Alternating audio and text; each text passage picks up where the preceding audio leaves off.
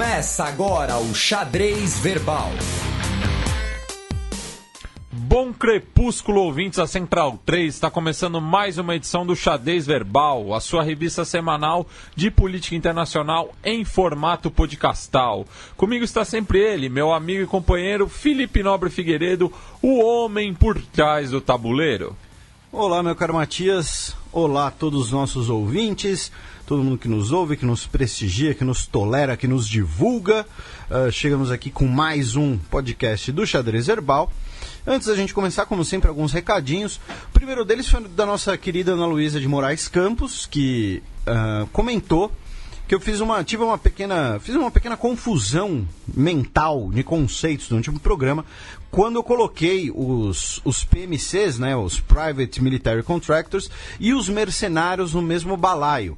Ela colocou que são categorias diferentes, embora seja uma linha meio nebulosa, mas a principal distinção é que o mercenário ele se envolve em hostilidades, né? O PMC, ele, teoricamente, ele é para funções de segurança e tudo mais, e ela vai explicar com muito mais clareza, muito melhor, quando ela puder. Ela não explicará nesse programa ainda, por uma questão de agenda, não dava tempo, ela viajou essa semana, tudo mais, então, mas fica aí, então, o esclarecimento de que são dois conceitos diferentes e que a Ana Luísa vai explicar melhor. O Daniel Medeiros comentou lá no site do Xadrez Herbal, ele que mora nos Estados Unidos há 10 anos, ele que é psiquiatra infantil, trabalha no terceiro maior hospital infantil dos Estados Unidos, o Cincinnati Children's Hospital. Ele deve ser torcedor do Cincinnati Bengals, ao contrário de você, que é torcedor do Cleveland Browns. É o meu rival em Ohio. Exatamente. Mencionou sobre a questão do tiroteio na Flórida, falou que é um problema social e que não pode se ter uma visão maniqueísta sobre esse problema. Enfim, agradeceu a gente e tudo mais, fez um comentário bastante carinhoso. A Renata Costa, que usa o nome Ninguém Liga, mas não é isso, Renata, nós ligamos. Toda a nossa audiência liga. Ela disse excelente programa como sempre, comentou o fato de tocar Pennywise no Jogo das Coreias. Ela comentou que deve ser porque foi a música a música do time Anaheim Ducks, que é o time lá do filme dos Patos Voadores da Disney. O Emílio Esteves. Exatamente, porque, né, Anaheim é da Disney, né? É basicamente... Essa franquia é da Disney. Não, a cidade de Anaheim é da Disney. Mas a franquia da NHL é da Disney. A Flórida inteira daqui a pouco vai ser a Disney que estão. Não, mas isso é Anaheim, Califórnia. Anaheim na Califórnia, né? Não tem uma Anaheim na Flórida também ou não? Não sei, mas então... a da franquia da NHL é na Califórnia. Então, ok, fica aí o esclarecimento. E bastante gente comentou, inclusive aí o Leonardo José Montebunoli e também o nosso querido Heitor Loureiro, que já participou aqui do programa, que o animal peru na Turquia... Isso aí você não sabia. Então, eu agradeço aos nossos ouvintes porque foi uma revelação. Então, o animal peru na Turquia se chama Indi, porque ele é como se fosse, assim como a gente tem a galinha de Angola, ele é como se fosse... não tem na Angola. Ele é como se fosse a galinha da Índia, né? Porque ele faz glu-glu, né? Não é o programa do Sérgio Malandro. Então, ele se chama Indi. E o país Índia se chama Indistão. Então, é como se fosse tipo Peruquistão. País do Peru. Então, basicamente, o animal peru permite piadas de duplo sentido, seja geográfico, seja sexual, com Brasil e Peru, Estados Unidos e Turquia e Índia. É sensacional. Devemos muito a esse animal. Para um animal só, viu? Para um animal só. Que, então, quantas possibilidades. E que você definiu como era o quê? Era um urubu? É a mistura de um urubu com pavão. Então, tá aí. Um abraço a todos os perus que nos ouvem. Mandar um abraço também pro Vince, que achou que a música de encerramento na semana passada seria Non Pago Aflito, do artista Belo Figo, que satiriza a visão conservadora e racistoide dos italianos sobre os imigrantes africanos, dizendo que ele não paga aluguel e vive do apoio do governo. Nem aconteceu aquele episódio lá com o Magic Johnson e o Samuel Jackson. O Lucas Ávila, também, diversos ouvintes também comentaram, né, da nossa previsão do doping no curling. A gente ainda vai... E o Lucas Ávila comentou que não só é possível se dopar no curling, como já teve casos anteriores. Isso foi antes mesmo do atual, né, ali do atleta russo, né? E é brincadeira, só podia ser a Rússia mesmo, né? Ó o estereótipo, a gente teve outros casos de doping nessa Olimpíada. Não, mas no curling... E também queria mandar um abraço pro nosso ouvinte Pedro Gouveia, que passou em Relações Internacionais na Unifesp, e ele disse que nós fomos decisivos nisso. Então, parabéns aí pro Pedro e para todos os nossos ouvintes que passaram em vestibulares e concursos aí, e que a gente contribuiu de alguma forma. Eu dou meus pêsames. Eu peço desculpas. Principalmente, novamente, todos os nossos ouvintes que prestaram história. Não façam isso, crianças. Não prestem história. Cara, pior que teve um pessoal outro dia no Twitter ficando encanado quando a gente fala assim. Óbvio, a gente fala brincando, né? Foram grandes momentos da nossa vida, porque é das adversidades que você constrói o futuro. Pois é. Bueno, sem mais delongas, vamos passar para o primeiro bloco do Giro de Notícias.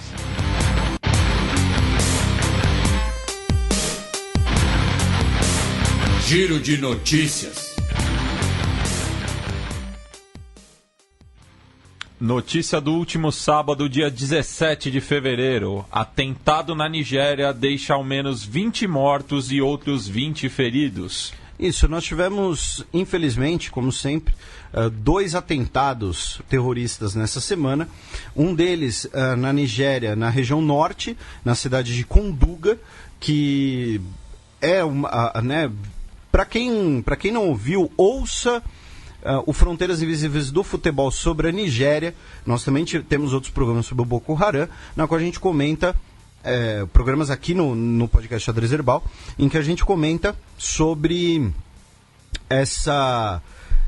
a divisão geográfica, digamos assim, interna à Nigéria, entre o norte e o sul. O norte é a região que tem maior presença do Boko Haram, e tivemos aí pelo menos 20 pessoas mortas. E no norte da Nigéria nós ainda temos muitas meninas que foram sequestradas pelo Boko Haram, que são dadas como desaparecidas. E também no Daguestão, na Rússia, ali na região do Cáucaso, uma região autônoma russa, na cidade de Kizlyar, nós tivemos um atentado reivindicado pelo Daesh, o auto-intitulado Estado Islâmico. Um homem abriu fogo contra pessoas na saída de uma igreja ortodoxa. 5 pessoas morreram e outras 4 ficaram feridas. A polícia matou o terrorista na hora. E era a cerimônia da Maslenitsa. Não sei exatamente o significado religioso dessa festa, porém, aparentemente ela é bastante grande em algumas regiões da Rússia. Pelas fotos, assim, né, é uma festa bastante popular, né, com danças, comida típica e tudo mais. E o Daguestão fica ali do lado da Chechênia e tem uma população predominantemente muçulmana. Só que o Daguestão, ao mesmo tempo, tem uma posição extremamente estratégica por conta da passagem de oleodutos pelo seu território.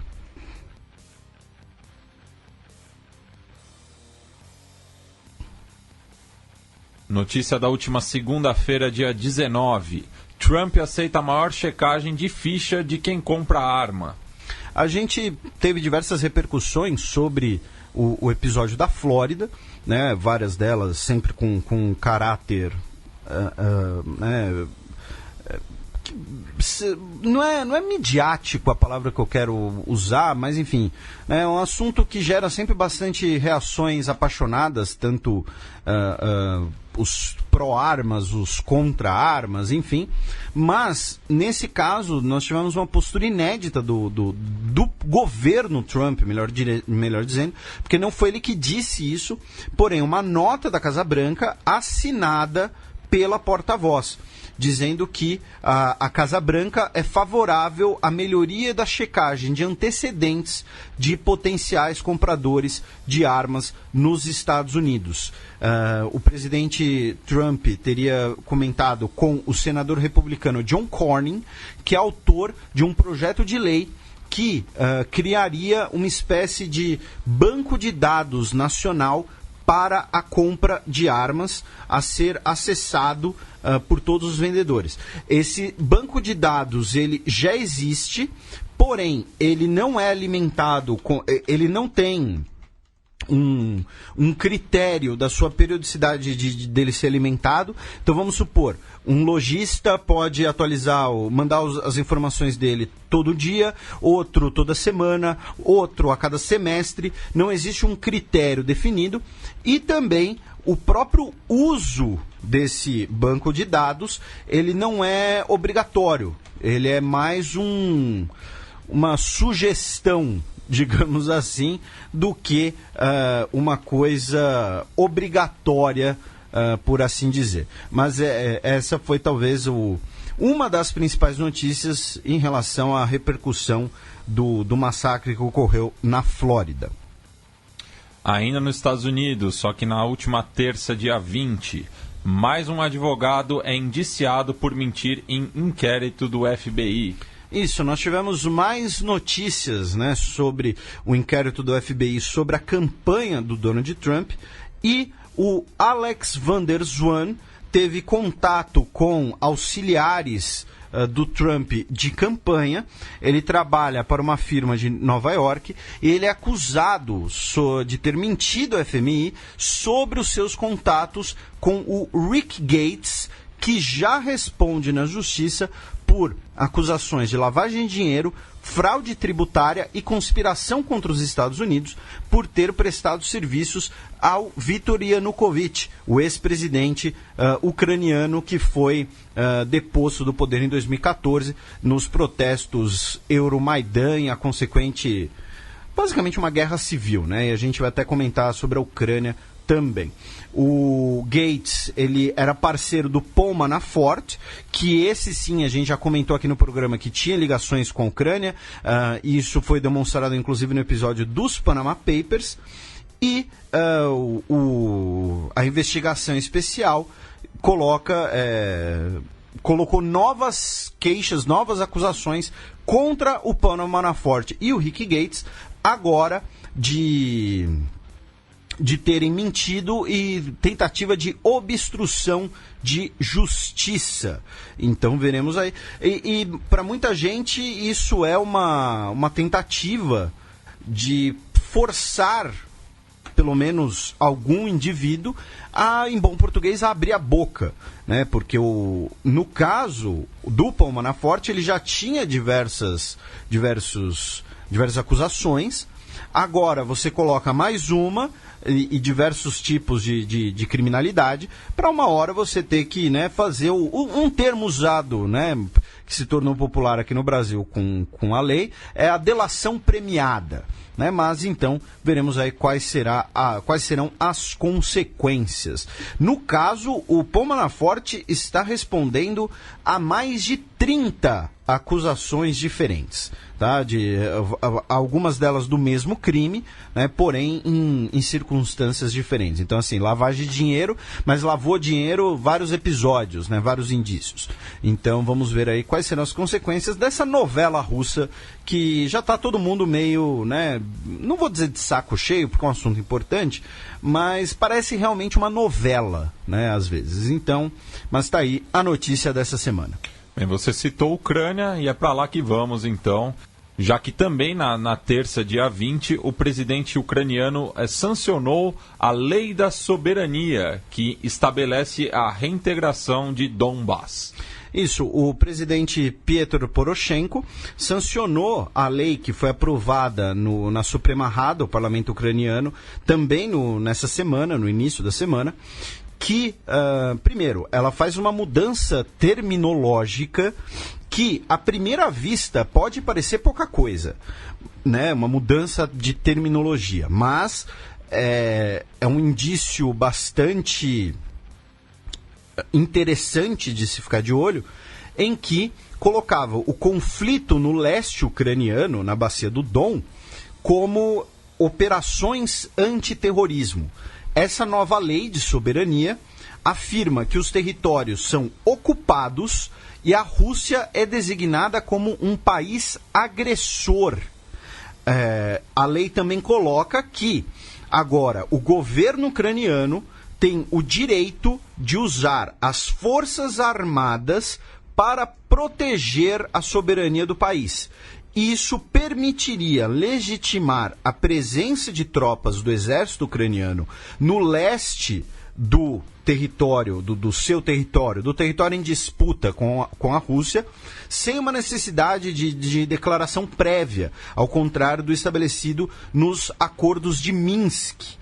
A Rússia, obviamente, disse que Kiev está violando esses acordos, acusou a lei de ser um preparativo para uma nova guerra e disse que não é uma potência ocupante, pois o que acontece na Ucrânia é um conflito entre comunidades dentro da Ucrânia e que a Rússia não tem nenhuma participação direta. Apenas lembrando, qual é a origem do problema no leste ucraniano, né? A Crimeia é outra situação, claro, uma situação também grave, especialmente do ponto de vista do direito internacional, mas em relação, e a gente tem um programa que a gente explica um pouco sobre isso, mas em relação ao leste da Ucrânia, a grande questão é o seguinte: o leste da Ucrânia ele tem uma população grande que se considera russa, né, que fala russo no seu cotidiano, que tem relações mais próximas com o país Rússia do que com o Estado russo do que com o Estado ucraniano. Especialmente após a mudança de governo em 2014, uma das primeiras decisões do novo governo foi de colocar o ucraniano como a única língua oficial do país. O russo antes também era considerado uma língua oficial. Isso começou a causar descontentamento com essa parcela russa da população, especialmente ao leste. Começou-se um levante contra a mudança de governo em Kiev. Esse levante conta com um óbvio e claro apoio do governo russo, né, porque ninguém começa uma guerrilha com míssil antiaéreo e tanque, né, ninguém tem um tanque guardado na garagem, quer dizer, quase ninguém, não duvido que algum biruta tenha. E, obviamente, o conflito acabou escalonando, tornando-se basicamente uma guerra civil, com uma parte do território ucraniano que o governo de Kiev não tem autoridade, não controla na prática. Foi um conflito que atraiu muitas pessoas, não só não vou dizer do mundo inteiro, né? Porque, por exemplo, teve lá alguns brasileiros na Ucrânia, mas atraiu muitas pessoas do Cáucaso, justamente, né, para lutar pela ou contra a Rússia. Então, o conflito no leste ucraniano ele é bastante complexo. Ele passa pelo próprio formato do Estado ucraniano, por divisões nacionais que não existiam, né, já que a Ucrânia, por séculos, ela foi parte da Rússia, seja como uma república federal da União Soviética, seja como parte do Império Russo. Então esse é um problema que surgiu tem pouco tempo. Mas está aí uma nova decisão do governo ucraniano que pode botar mais lenha na fogueira. Bem, passemos agora para a coluna aberta, na qual o Felipe dará mais um giro pelo Oriente Médio.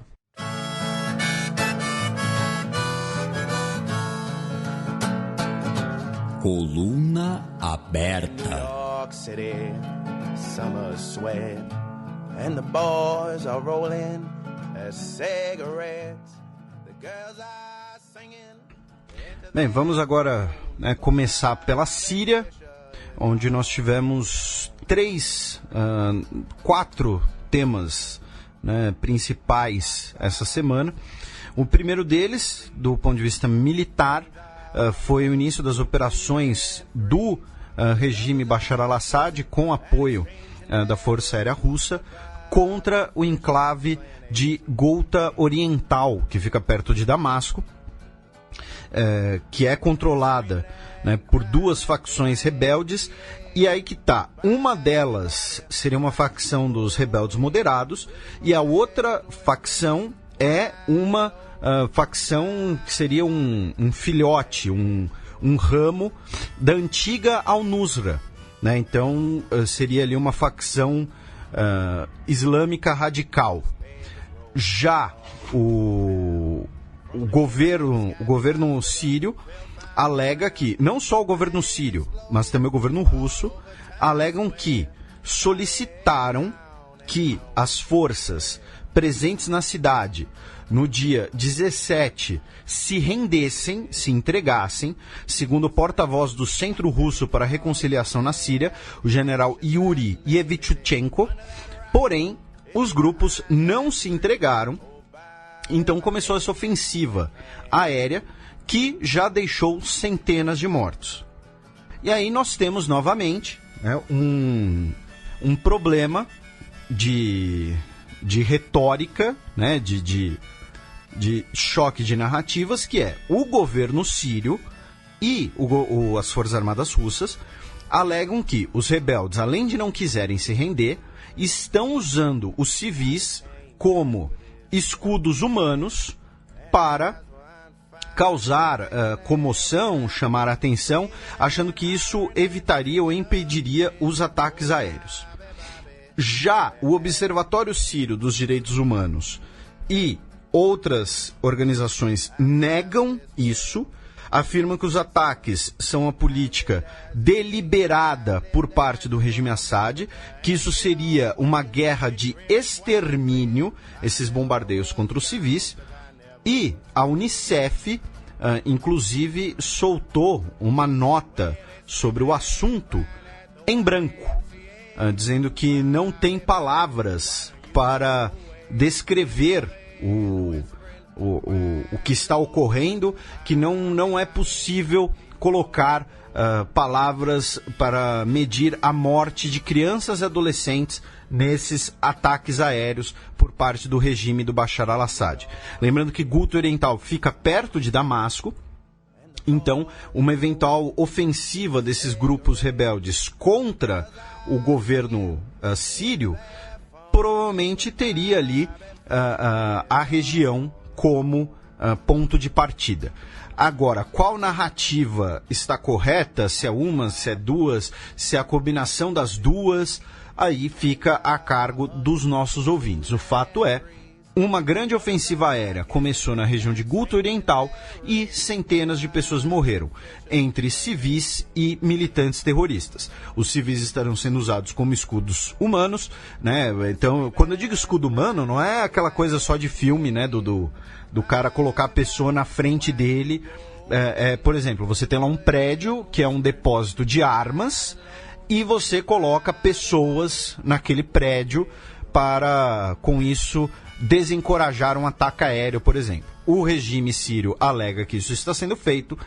Outras instituições, como o Observatório Sírio dos Direitos Humanos, dizem que isso é mentira e que se trata, na verdade, de um extermínio da oposição, de pessoas da oposição. Da região de Ghouta Oriental, a gente vai para a região de Afrin, ao norte do país, fronteira da Síria com a Turquia, onde nós tínhamos a presença de tropas turcas na região, uma ofensiva turca contra as milícias curdas do enclave de Afrin, já que a região de Afrin, controlada pelos curdos, ela fica separada do restante das regiões de maioria curda. E, no final de semana, nós tivemos a notícia de que o exército sírio enviaria tropas para a região para apoiar os curdos, ou seja, o risco de um enfrentamento direto entre tropas pró-Assad e tropas e forças turcas na região. Imagens foram publicadas de tropas sírias enviadas para a região, cantando inclusive uma Síria. Viemos para dizer ao nosso povo em Afrin que somos um povo só. E nós tivemos um enfrentamento, embora em menor grau, entre tropas turcas e milícias pró-regime Assad. O porta-voz das Unidades de Proteção Popular, o YPG, da comunidade curda, afirmou que tropas sírias chegaram à região com sucesso, porém, o Erdogan, o presidente da Turquia, né, também conhecido como Erdogan, botou panos quentes na situação e disse que, após consultas, e ele teria conversado ao telefone com o Putin e o Rouhani, do Irã. Após consultas, as tropas sírias teriam sido detidas em seu avanço em Afrin. E não houve mais notícias sobre grandes operações nessa região síria. Então, pelo pouco que se sabe, porque claro, né, nada disso, né, não tem foto no Facebook nesse caso, né? Até depois do episódio lá dos soldados russos postando foto com geolocalização dentro da Ucrânia, né, que ocorreu em 2015, acho, esse episódio. Mas, por esses fatos, pelo pouco que sabemos, a ofensiva turca mirava contra os curdos e o regime Bashar al-Assad foi lá, trucou e falou, olha, se você vai mexer com eles dentro do meu território, eu vou me envolver, isso gera mais riscos, mais complicações, e aí a Turquia teria então ou sido forçada a negociar, a fazer, né, essas consultas que o Erdogan mencionou, ou então talvez até mesmo tenha sido forçada a abdicar do seu projeto, né, de enfrentamento com os curdos, lembrando que a última coisa que a Turquia quer é uma autonomia ou um Estado nacional para os curdos. E ainda em relação a isso, nós tivemos uma denúncia de uso de armas químicas pelos turcos contra soldados, contra combatentes curdos na região de Afrin. Ao menos 6 pessoas foram atendidas em hospitais da região com sintomas como falta de ar, vômito, feridas na pele e pupilas dilatadas, usando máscaras de oxigênio, e isso vai resultar aí, muito provavelmente, numa denúncia formal da Rússia em organizações internacionais sobre aí o uso de armas químicas. Por enquanto, essa denúncia é exclusivamente pela Síria. E, em resposta, as Forças Armadas turcas afirmaram que não usam munições proibidas internacionalmente e que atingiu apenas alvos terroristas. O que eu achei uma escolha curiosa de palavras, né? Já que parece que você está justificando os alvos atingidos, embora ao mesmo tempo você negue que use aquele tipo de munição. Ainda em relação à Síria, muito foi especulado, né, nessa semana se um novo caça de última geração, basicamente russo, o Sukhoi Su-57, que é um caça furtivo, digamos assim, um caça, entre aspas, invisível ao radar, derivado do projeto chamado PAK-FA, PAK-PAK, que é um projeto entre a Índia e a Rússia para o desenvolvimento de um avião de 5ª geração, como eu disse, invisível ao radar e tudo mais, e ele tem protótipos em capacidade de voo, e algumas imagens surgiram que especulam-se que 2 desses aviões foram vistos na Síria. Isso levou a muita especulação, já que esse avião, teoricamente, ainda não está em operação. Além disso, esse avião não estaria sequer num estágio operacional, um estágio de combate. Também tem se especulado muito se essas imagens são sequer reais, se não seria ali uma eventual ilusão de ótica pelo ângulo e tudo mais, já que ele fazia parte ali de um grupo com outros aviões convencionais, aviões conhecidos como o Sukhoi 35, que é, digamos assim, o seu antecessor.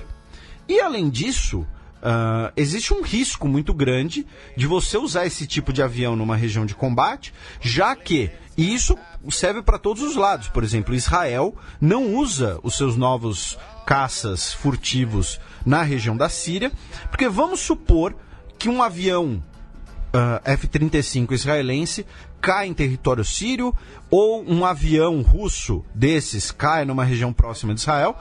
Para você pegar os destroços e começar a analisar, começar a decifrar os segredos do seu rival, não vou nem usar o termo inimigo, né, mas o termo rival, é algo muito rápido.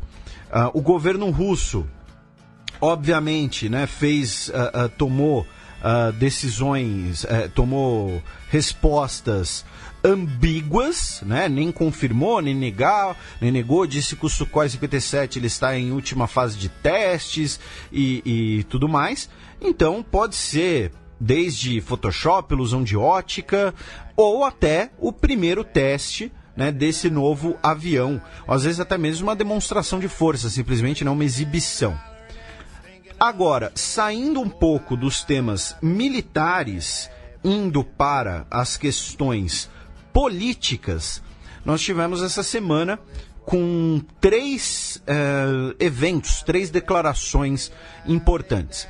O primeiro deles foi feito pelo Sergei Lavrov, o ministro de Relações Exteriores da Rússia, no início da semana, dizendo que ele está preocupado que os Estados Unidos estariam brincando com fogo, tentando desintegrar a Síria. Ele afirmou isso no contexto do aumento da participação dos Estados Unidos dentro da comunidade curda, né, com fornecimento de apoio aéreo, de equipamentos e o fornecimento, inclusive, de tropas de operações especiais, consultores militares. Não custa lembrar, recentemente tivemos 2 generais dando entrevistas em território controlado pelos curdos. A gente não está falando de 2 perdidos qualquer, estamos falando de 2 generais dando entrevistas como tal, né? Ou seja, autorizados e tudo mais. A segunda delas foi que o Erdogan ordenou que a indústria armamentista do país comece um ciclo de desenvolvimento de novos equipamentos, incluindo aí um tanque não tripulado, né, um carro de combate não tripulado, e além disso drones também militares. E o que isso tem a ver? Porque ao anunciar esse novo plano tecnológico, esse novo plano de renovação das Forças Armadas turcas com tecnologia turca, lembrando que a Turquia é um país que tem muito pouco autossuficiência no setor armamento, né? A Turquia ela tem uma produção nativa de armamento relativamente baixa comparado com o seu orçamento, com o tamanho das suas Forças Armadas. Claro, estou colocando aqui em termos relativos. Mas, ao anunciar isso, ele fez diversas críticas à OTAN, já que, abro aspas, nós temos nossos próprios veículos aéreos não tripulados agora. Durante anos, nós os queríamos de nosso parceiro estratégico. A resposta que recebíamos era: o Congresso não permite. Você está dando isso a outros? Não sou o seu parceiro estratégico? Não estamos na OTAN? Por que não nos entrega? E essas rejeições finalmente nos fez querer ter nossos próprios veículos aéreos não tripulados. Então, ele, ao anunciar esse plano de expandir a indústria e a tecnologia de defesa local, fez críticas ao seu principal aliado, os Estados Unidos, e críticas à OTAN. Coisa que eu mencionei no último programa, né, no programa da semana passada, o programa 129, que poderia ocorrer que já está Turquia e OTAN já não estavam exatamente falando o mesmo idioma. E, finalmente, a Rússia vetou uma votação sobre a situação na Síria, uma votação no Conselho de Segurança das Nações Unidas, uma votação sobre a situação em Ghouta Oriental, dizendo que essa moção, que foi promovida pelo Kuwait e pela Suécia, que pede uma trégua por 72 horas e evacuação de pessoas e entrega de equipamento médico e tudo mais, coloca que ela é enviesada, que o cessar-fogo se aplicaria, favoreceria grupos terroristas que os grupos, que as partes das comunidades que seriam supostamente beneficiadas teriam essa ajuda humanitária apropriada pelos grupos rebeldes e pelos grupos extremistas, e que não há nenhuma garantia de que o cessar-fogo seria cumprido pelos grupos irregulares. Então a Rússia foi lá e vetou essa resolução. Lembrando que o chamado poder de veto no Conselho de Segurança da ONU é um veto na pauta. Então não é que assim, vamos supor, né, 14 países votaram a favor e a Rússia foi lá, foi a única que votou contra e o negócio não passa. Não, é assim, vai lá e entrega a pauta, né? Vamos votar isso hoje. Aí a Rússia, os 5 países, né, Rússia, China, França, Reino Unido e Estados Unidos, podem ler a pauta e falar, esse tema aqui, ó, a gente não vai votar isso aqui não, essa resolução aqui não gostei, achei ela muito problemática, então a gente não vai votar, tá vetado. Ou seja, o veto é na pauta, é anterior. Pra gente fechar aqui Oriente Médio, vamos passar rapidamente por Israel, Palestina e Irã. Em Israel, o Netanyahu exibiu o fragmento do drone iraniano que foi abatido na semana passada, afirmando que o governo do Irã está espionando o território israelense, e colocou que vamos intervir, se necessário, não somente contra aliados do Irã, mas contra o próprio Irã, né, afirmando aí, dizendo que o governo iraniano mente com eloquência e que não é possível confiar nas declarações iranianas. Além disso, em Israel ainda, uma juíza teria recebido uma oferta de um cargo por um porta-voz do Netanyahu, o Nir Hefetz, que teria oferecido um cargo para essa juíza, em troca de uma investigação, contra a esposa do Netanyahu fosse congelada, fosse suspensa, a Sara Netanyahu. E aí o Nir Hefetz foi preso e foi, né, numa operação anticorrupção. E como reação, o premier disse que ele nunca apresentou essa oferta maluca, nunca foi sugerido a fazer essa oferta e nem tinha qualquer autoridade para falar em nome do Netanyahu, né? Então é aquela coisa, é um grande laranjão. E também Israel contribuiu para a Austrália eliminar uma possível ameaça terrorista em um voo entre Abu Dhabi e Sydney em julho, e agora foi confirmado que isso foi realizado pelas autoridades australianas com inteligência, com fornecimento de informações por Israel, e 2 irmãos haviam sido presos na época, e eles seriam ali integrantes do auto-intitulado Estado Islâmico. Em Gaza, nós tivemos um ataque israelense que foi realizado em represália a uma explosão que deixou 4 militares israelenses feridos. Então nós tivemos um ataque que deixou 2 adolescentes palestinos mortos e outros 2 feridos contra alvos que seriam do Hamas na região da faixa de Gaza. E, finalmente, indo para o Irã, nós temos aqui além dos diversos protestos, né, contra o governo iraniano, nós temos a continuidade dos protestos femininos contra o governo iraniano, retirando o véu e expondo isso, não é em praça pública, né, mas explicitamente, digamos assim, nas ruas. O Lavrov, né, o chanceler, o ministro de Relações Exteriores de Moscou, disse que não vai mais aceitar declarações por parte do governo do Irã que exijam, que comentem a destruição de Israel, embora diga que não está de acordo com qualquer tentativa de negociação regional que exclua o Irã ou que antagonize com o Irã. Abro aspas para o Lavrov. Repetidamente alegamos que não podemos aceitar as declarações que exigem destruir Israel, erradicá-lo da face da terra, por ser uma entidade sionista.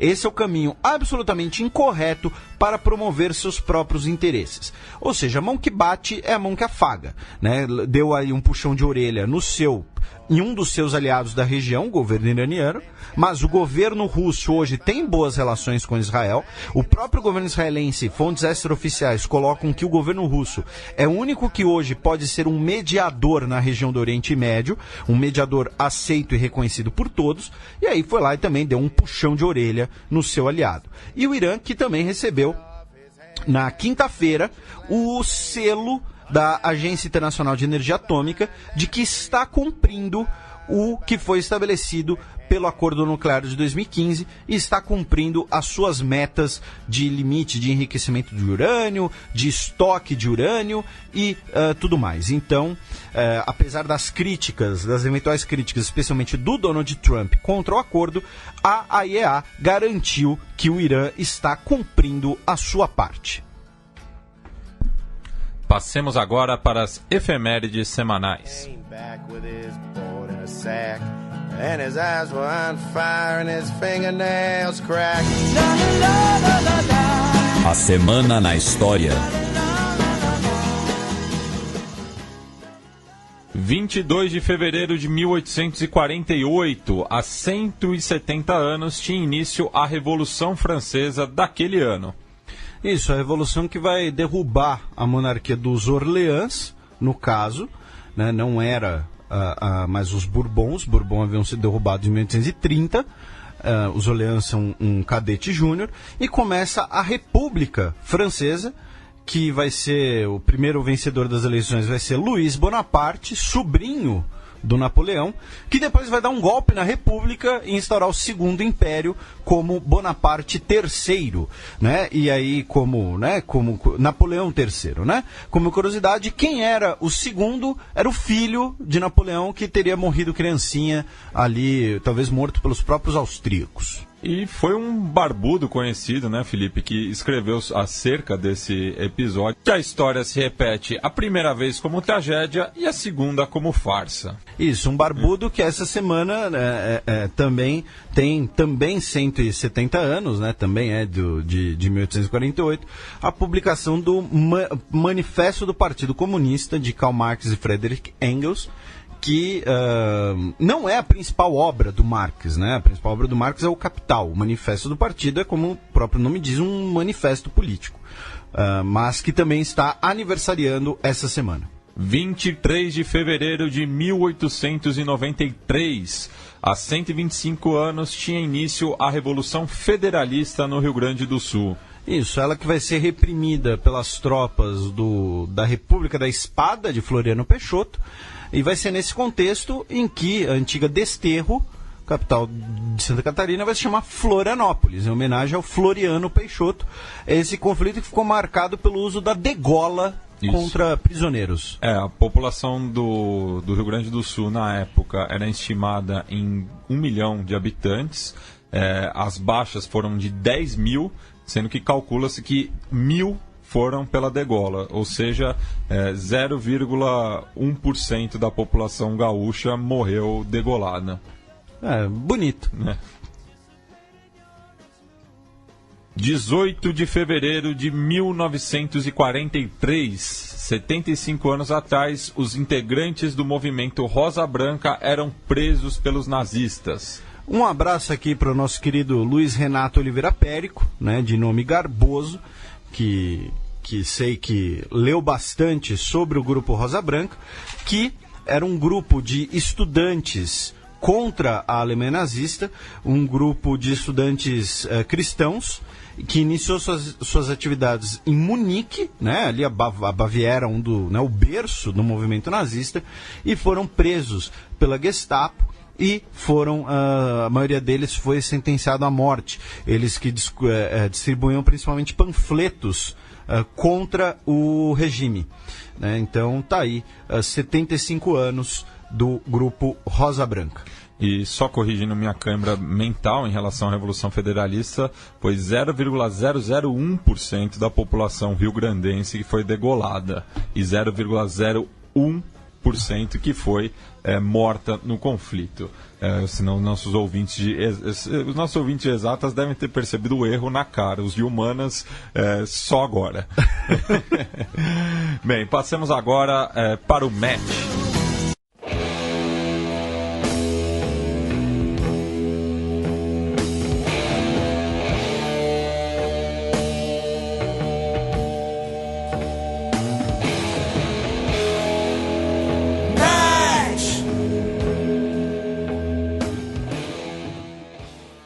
Alto funcionário de Macri na mira do escritório anticorrupção na Argentina.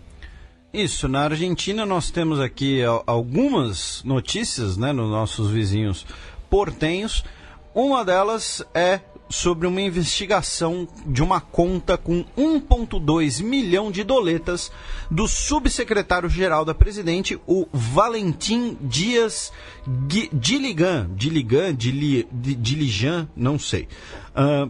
Ele que tinha essa conta em Andorra e agora está sendo investigado pelo escritório anticorrupção. A notícia deu muita repercussão, já que o presidente Macri disse que,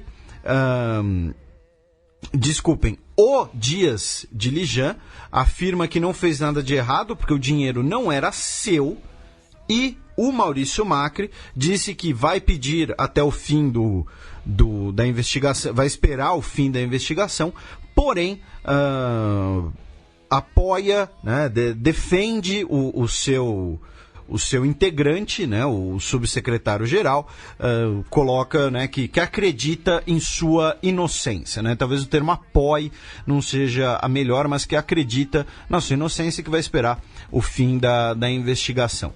E aí, ele que teria, né, sido...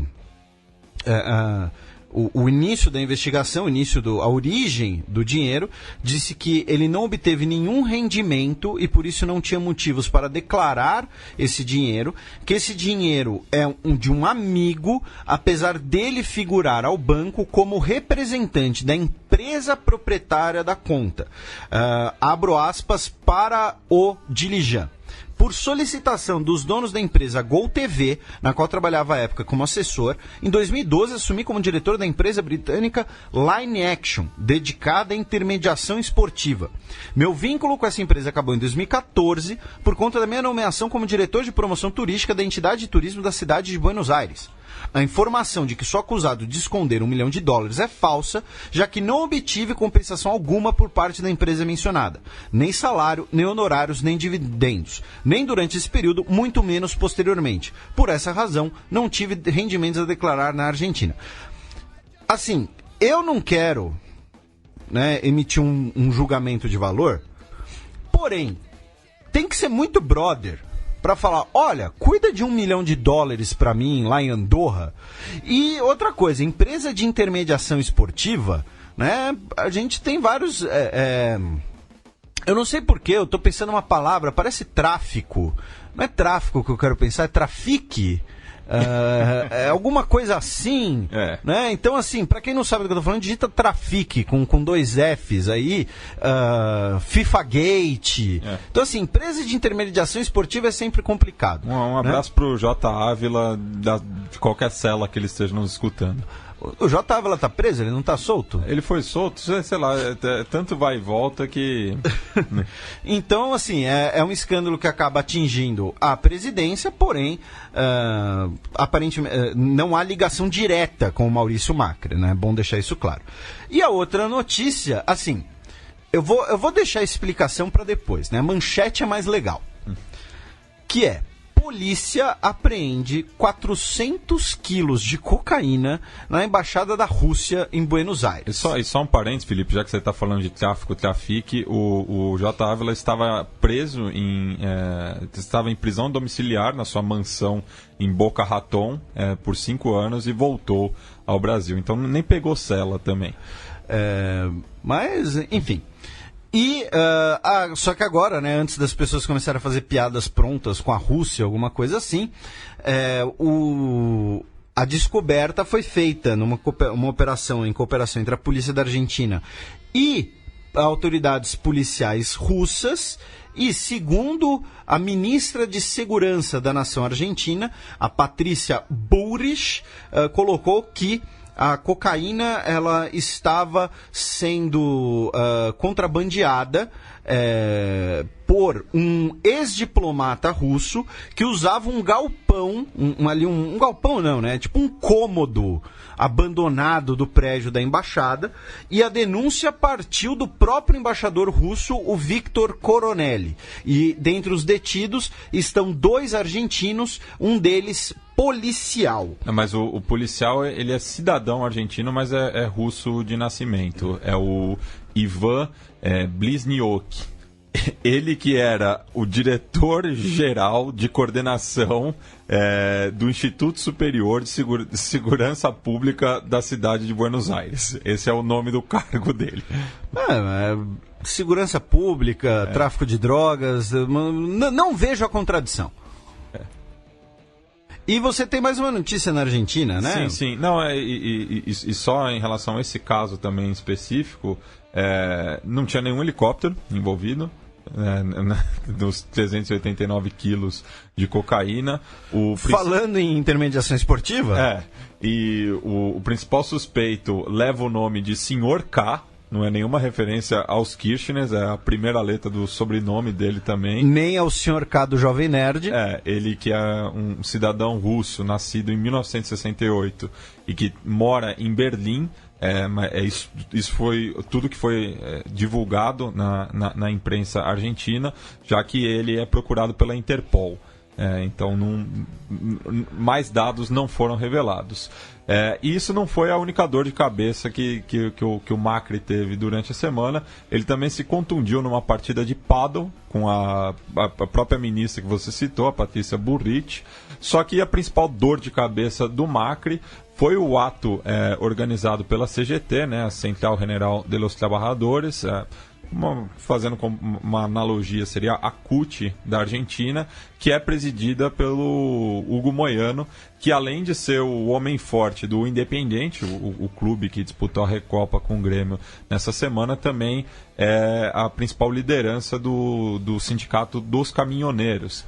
É pré-candidato à presidência? Então, esse ato tinha como bandeira uma crítica à política econômica do Macri.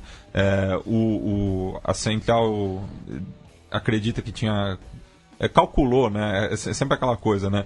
A Central diz que deu 400 mil manifestantes, enquanto que o Ministério da Defesa da Argentina calcula em 85 mil. De qualquer forma, foi um ato massivo na capital.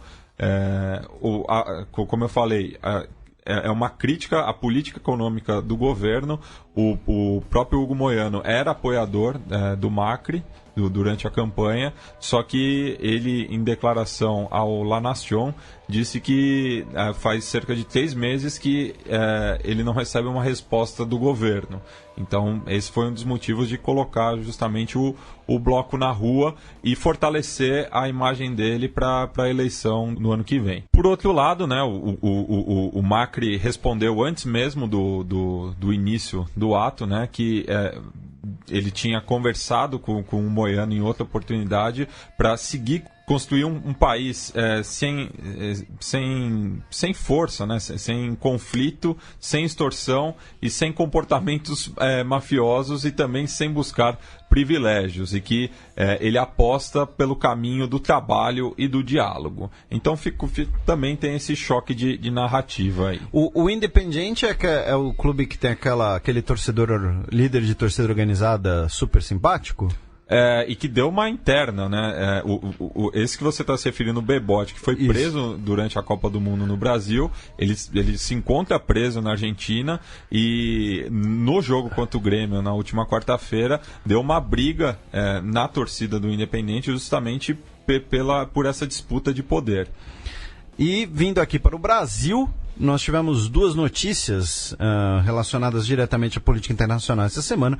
Claro, né, notícia que não falta sobre o Brasil, né, mas os nossos ouvintes devem saber disso bastante. Mas primeiro, a Marinha do Brasil fechou no início da semana a compra do porta-helicópteros HMS Ocean do Reino Unido, da Marinha Real Britânica. Segundo a imprensa britânica, o valor da transação foi de cerca de 117 milhões de doletas. Esse navio foi lançado ao mar. Ele foi construído em 95 e foi comissionado, né, depois de testes e toda a questão de você adequar um novo equipamento ao uso operacional em setembro de 1998. Ele fez parte das operações de segurança das Olimpíadas de Londres, inclusive, em 2012. E o HMS Ocean, ele, como eu disse, ele é um porta-helicópteros e ele também é muito preparado, ele é um navio voltado para operações anfíbias, né, com tropas, ele pode carregar veículos blindados, pode operar simultaneamente até 7 helicópteros no seu convés de voo, embora a sua capacidade seja de até 18 helicópteros. E assim, eu não sou nenhum almirante, porém, eu vejo esse navio, esse tipo de navio, né, o porta-helicópteros de operações anfíbia, que é muito usado pelos Marines dos Estados Unidos, como muito mais adequado às necessidades e interesses brasileiros do que um porta-aviões estrito sensu, como o Brasil operava, né, o São Paulo, o antigo Foch da Marinha francesa, antes dele o Minas Gerais, que havia sido da Marinha Real Britânica também. Então, segundo o comando da Marinha do Brasil, ele será usado em operações de apoio logístico, de caráter humanitário, de auxílio a desastres naturais e apoio a operações de manutenção de paz. Né? É um navio que teria mais uso, inclusive, dentro do próprio Brasil. Né? Inclusive aí navegação, patrulha de navegação e tudo mais. Lembrando que a Marinha do Brasil tem passado por um programa de rearmamento, até por conta da questão do pré-sal, né? Mas citar a descoberta dos campos de petróleo do pré-sal e a necessidade da sua defesa tem sido usado como justificativas para esse programa da Marinha do Brasil nos últimos anos, na última década mais ou menos. Né? A gente já comentou aqui algumas vezes sobre temas de defesa, inclusive um abraço para o nosso querido William Paulino, que na época trabalhava no Ministério da Defesa. E a outra notícia é de que, ainda na Marinha do Brasil, o submarino Riachuelo teve iniciada sua operação de montagem no Rio de Janeiro, né? Uma cerimônia que contou inclusive com a presidência, com a presença da presidência, né? E o Riachuelo, ele vai ser um submarino baseado no modelo francês do Scorpene, porém ele é um pouco maior, um pouco mais comprido. Ele é um submarino convencional. Ele é, digamos assim, um tubo de ensaio para o futuro submarino nuclear. Segundo o cronograma, o primeiro navio, o primeiro submarino, né, dessa frota vai ser incorporado em 2019, depois até 2023, são 4 modelos, e aí em 2029 seria incorporado o primeiro modelo do submarino nuclear. Atualmente o Brasil conta com 5 submarinos operacionais e eles de desenho alemão. O principal deles é o Ticuna, né, que foi construído no Brasil. Quando você falou que era um tubo de ensaio, eu já pensei que era para a campanha de presidência do Flávio Rocha.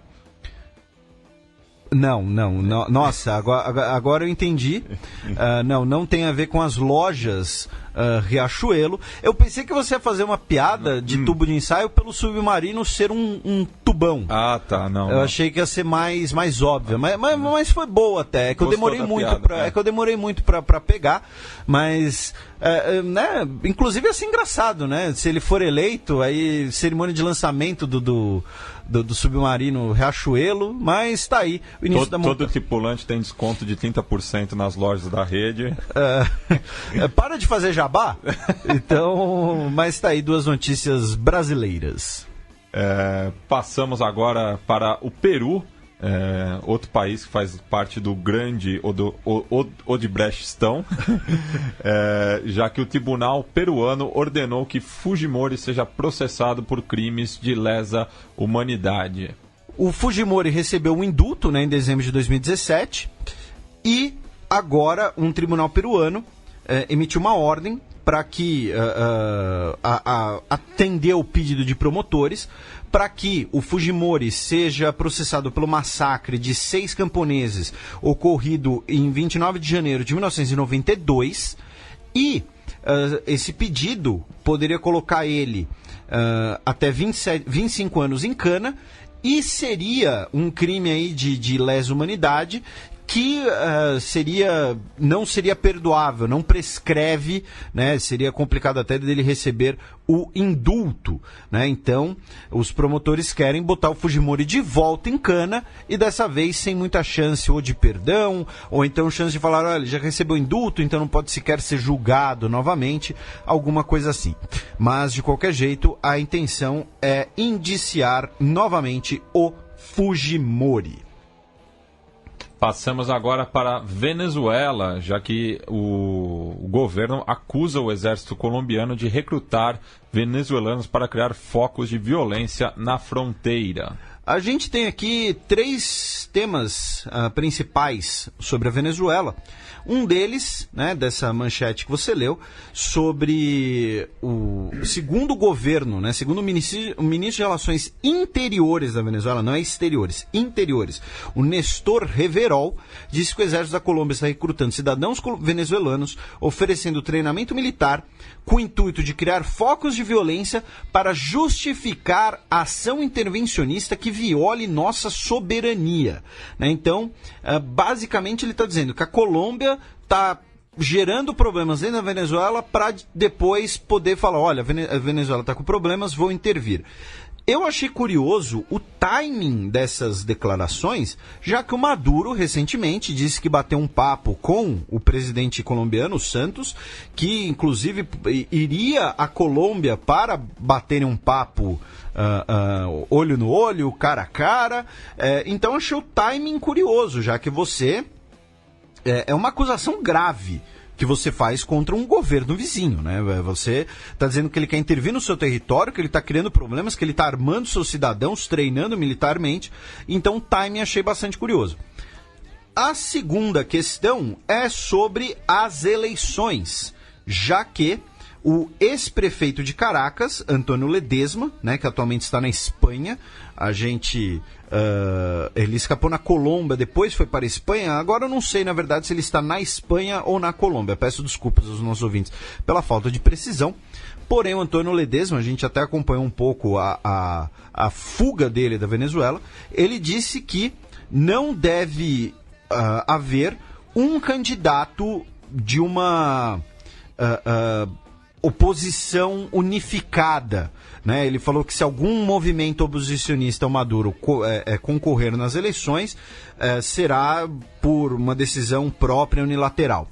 Não é um boicote. Não estamos, na verdade, ignorando uma armadilha.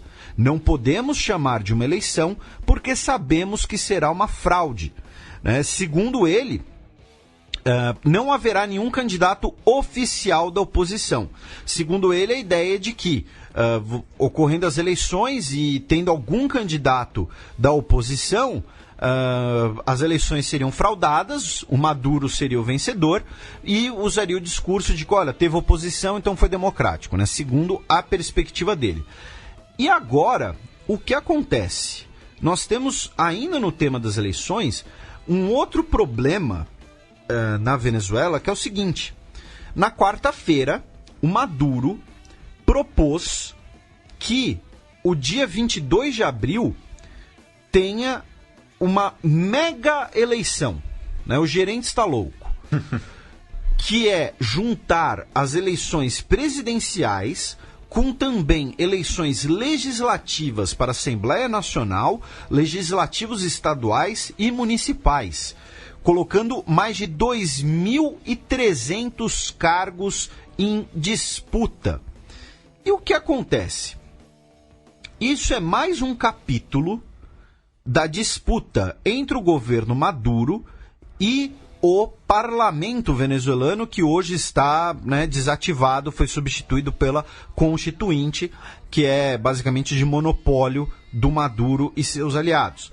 Já que a Assembleia Nacional, ela havia sido eleita no dia, em 2015, para um mandato que corresponderia de 5 de janeiro de 2016 a 5 de janeiro de 2021.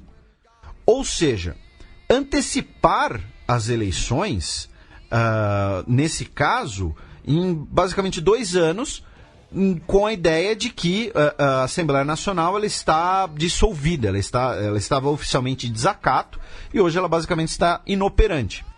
E no caso das assembleias estaduais e câmaras municipais, os mandatos estão vencidos, já que as últimas eleições ocorreram há muito tempo.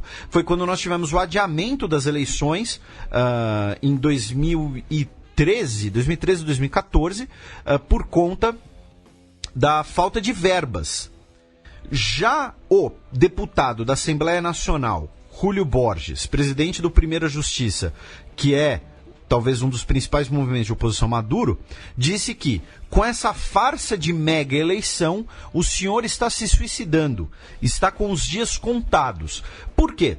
Porque a oposição já disse que não aceita a data de 22 de abril para disputar as eleições, dizendo que ela é muito cedo, foi uma data arbitrária escolhida pelo governo sem uma negociação. Pedem as eleições ao menos para o final do mês de junho. Inclusive o prazo para inscrição de candidaturas será agora, dia 26 de fevereiro. Então, se as eleições, a oposição já protestava contra a data das eleições, e agora ele colocar todas as eleições juntas, então, obviamente, a oposição protestou e uma nota da Mesa da Unidade Democrática, que é a coalizão de oposição que começou a se fragmentar, porém aparentemente está retomando o diálogo interno, colocou uma nota assinada por 20 partidos. Não contem com a MUD nem com o povo para apoiar o que até agora é só um simulacro fraudulento e ilegítimo de eleição. Então, não apenas a data agora está em disputa, mas também o conteúdo da eleição. Já que, e convenhamos, vamos todo mundo aqui, mesmo os mais entusiasmados maduristas que nós possamos ter na nossa audiência, claro, os que odeiam Maduro não precisa nem, né, mas não dá para você querer anunciar uma eleição para 2.300 cargos 2 meses antes dela ocorrer. Né? Fica parecendo, né, eleição de... Ouvi dizer que tinha eleição de centro acadêmico, que era assim. Ouvi dizer. Acontece. Então, assim, não é uma... A gente está falando de 2.300 cargos. E isso daqui não é assim, não, porque aí vai permitir que a oposição pró-Estados Unidos se articule, alguma coisa assim. Não, a gente está falando de qualquer outra pessoa, entendeu? Então, assim, é bastante complicado essa questão da data, para dizer o mínimo. E, finalmente, ainda na Venezuela, nós tivemos a pré-venda da moeda digital venezuelana, o Petro, né, que vai ser baseada na tecnologia blockchain e lastreada por um campo de petróleo na região do Orinoco. Né? Um abraço aí para... Qual o nome lá daquela cantora? Um abraço para Enya, né, do Orinoco Flow. Você não queria uma sugestão de música para o encerramento? Então tá aqui, ó. Enya com Orinoco Flow em homenagem ao petróleo venezuelano, em homenagem ao Petro. Não. Não por causa do Petro ou por conta da Enya, que é muito chato. A gente tem um ouvinte que gosta de Enya. Tudo bem, problema dele. Nossa, pra você dizer que alguma coisa é chata, é muito chato. Isso aqui é um elogio ao Matias, porque ele tem um amplo, né, espectro de gostos musicais.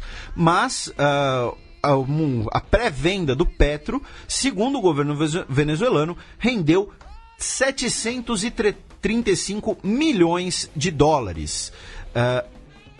E é engraçado que quando nós tivemos o anúncio dessa pré-venda, o primeiro valor que ele falou foi em ienes, ou seja, né, a moeda chinesa. E aí o que acontece? Por que, né, essa moeda, essa criptomoeda, né, que segundo o governo venezuelano é o único criptoativo que tem respaldo em riquezas naturais? Porque é uma forma de você conseguir contornar sanções impostas pelos Estados Unidos ao sistema financeiro venezuelano, né, as operações bancárias na Venezuela, já que boa parte, né, do sistema bancário venezuelano e das grandes operadoras de crédito e tudo mais são baseadas nos Estados Unidos, né, e tem que seguir as sanções do país. Então é uma forma de você contornar essas sanções. E claro, o valor, embora, né, claro, se você chegar para mim e perguntar se eu não quero 735 milhões de dólares, óbvio que eu vou falar sim. Mas quando a gente pensa em um Estado nacional, não é um valor muito grande, né? Não é um valor extraordinário, não é um valor que vai tirar o governo venezuelano do buraco, né? Falando do governo aqui, das contas do governo. Mas é um início aí de contornar essas sanções. Vamos ver quem entrou nessa operação. Se você comprou Petros, né? Nos avise, né? Eu sei que temos muitos ouvintes que manjam muito das criptomoedas, dos blockchains, são tanto investidores quanto, né, pessoas que trabalham com isso. Então, se você comprou Petro, manda aí um aviso, né? Manda um e-mail, manda um recado, manda um Petro também, manda uns 735 milhões de dólares. Mas sobre a Venezuela é isso. E aí eu tenho uma pergunta para te fazer, Matias, uma pergunta honesta. Quando eu estava, né, dando um tapa no nosso roteiro, não na Pantera, essa foi horrível? Digna de Lucas Camargos. O Haiti, para você, é parte da América Latina? Esse é um debate interessante.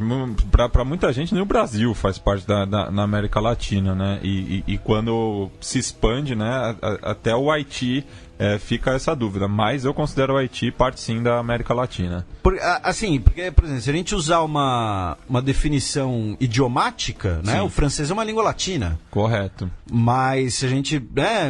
porque muitas vezes a gente pensa latino como ibérico. Então... Não,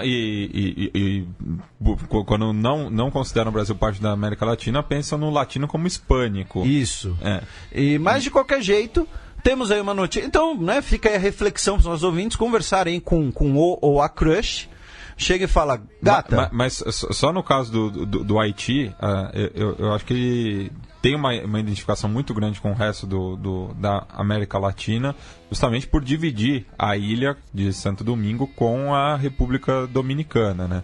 Então, os dois países estão ligados não só por fronteira, mas culturalmente, né? A presença de haitianos na República Dominicana é muito grande. E já tivemos, inclusive, massacres de haitianos. Sim, o massacre de Pererio, que a gente já destacou num Semana da História, acho que foi na nossa primeira temporada. Num dos primeiros programas.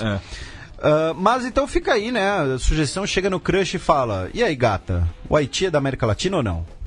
É infalível.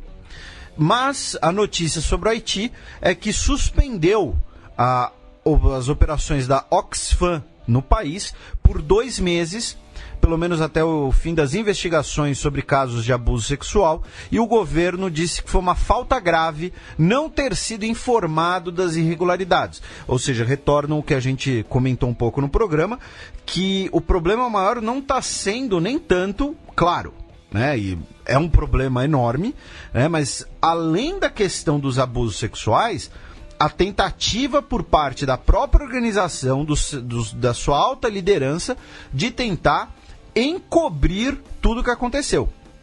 Então, isso que o governo haitiano protestou e considerou que pesou bastante na sua decisão de suspender as operações da Oxfam no país. Bem, passemos agora para o cheque, no qual a gente cruza o Atlântico para saber o que está acontecendo na Europa.